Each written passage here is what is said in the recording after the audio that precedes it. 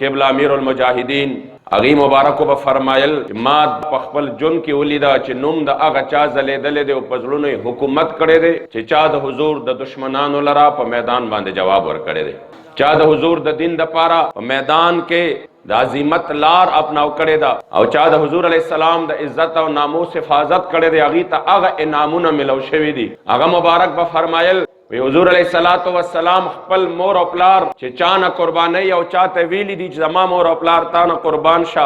ناغه داسې صحابي ته ویلی دي چې څوک د حضور په وړاندې مخې ته ولاړ دی او غشي راخلی او د حضور په دشمنانو باندې ورولي او د دشمنان د حضور نه تنبي، نو د احد په دغه موقع باندې حضرت سعد ابن ابي وقاص 1000 نه زیات غشي د حضور په دشمنانو باندې ورولي دي او دا 1000 غشي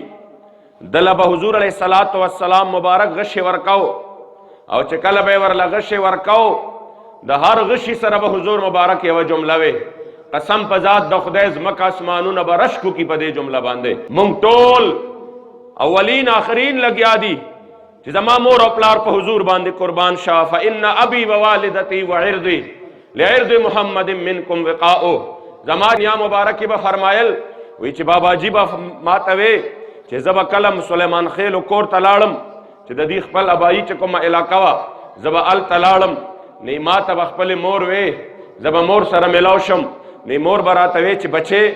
ما ته خو لګا نات وایا کوم نات چې تا جوړ کړي دی او زو پلار دې د حضور نه قربان کړي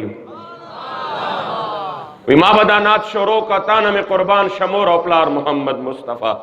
اے زما محبوب زما جانان محمد مصطفی زمون مور او پلار د حضور نه قربان زمونږ عزتونه زمونږ د انسان داوی چې ټول کائنات د حضور شان خور او الورا دی دا غدر د خور او نمزار او قربان او چې کوم هستی د حضور په وړاندې ولاړ دی د حضور نه دشمنان تنبي